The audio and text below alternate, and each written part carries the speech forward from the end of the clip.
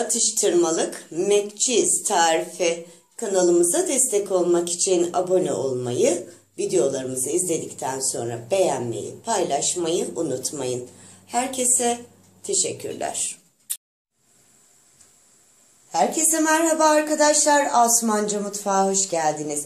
Bugün sizlere atıştırmalık güzel bir tarifim var.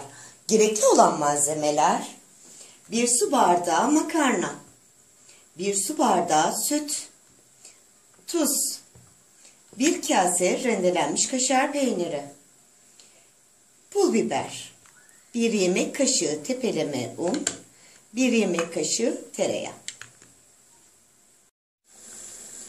1-1,5 litre kadar suyu tenceremize almıştık. Üzerine 1 tatlı kaşığı tuzu ekliyorum. Kaynayan suyumuza 1 yemek kaşığı kadar sıvı yağ ekliyorum. Ve makarnalarımı ekleyerek makarnamın pişmesini bekliyorum.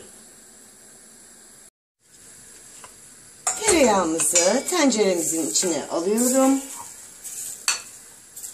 Yakmadan eritiyorum.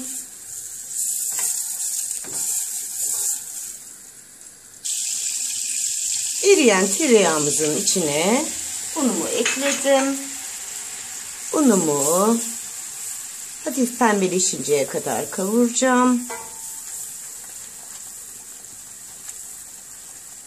Kokusu burnumuza kadar gelecek.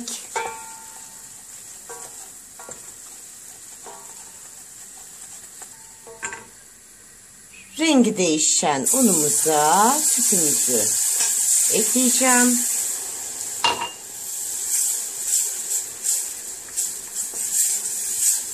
Sürekli karıştırarak sosumuzu pişireceğim. Pişme sırasında çeyrek çay kaşığı tuzumu ekledim. Hemen kıvam almaya başlayacak. Evet, kıvamı hemen oluştu. Artık altını kapatabiliriz. Makarnamı pişirdim. Derin bir kasenin içine makarnamı alıyorum. Üzerine hazırlamış olduğum sosu ekliyorum.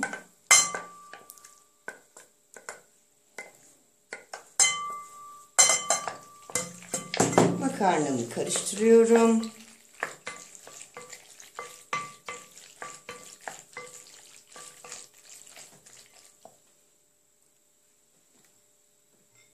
Muffin kalıplarımı yağlıyorum.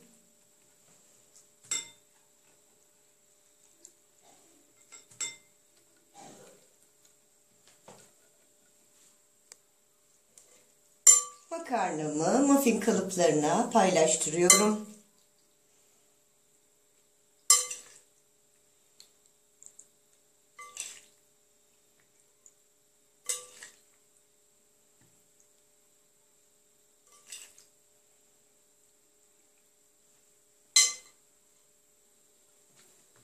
Üzerlerini kaşar peyniri ile dolduruyorum.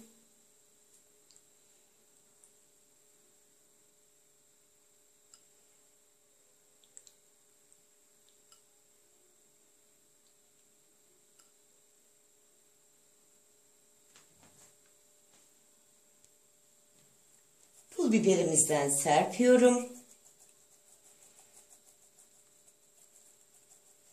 200 dereceye ayarlanmış ve önceden ısıtılmış fırınımızda kaşarlarımız nar gibi kızarana kadar pişiriyorum.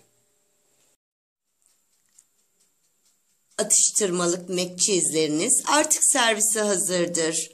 Oh mis! Afiyet olsun. Kanalımıza destek olmak için abone olmayı, videolarımızı izledikten sonra beğenmeyi, paylaşmayı unutmayın. Herkese teşekkürler.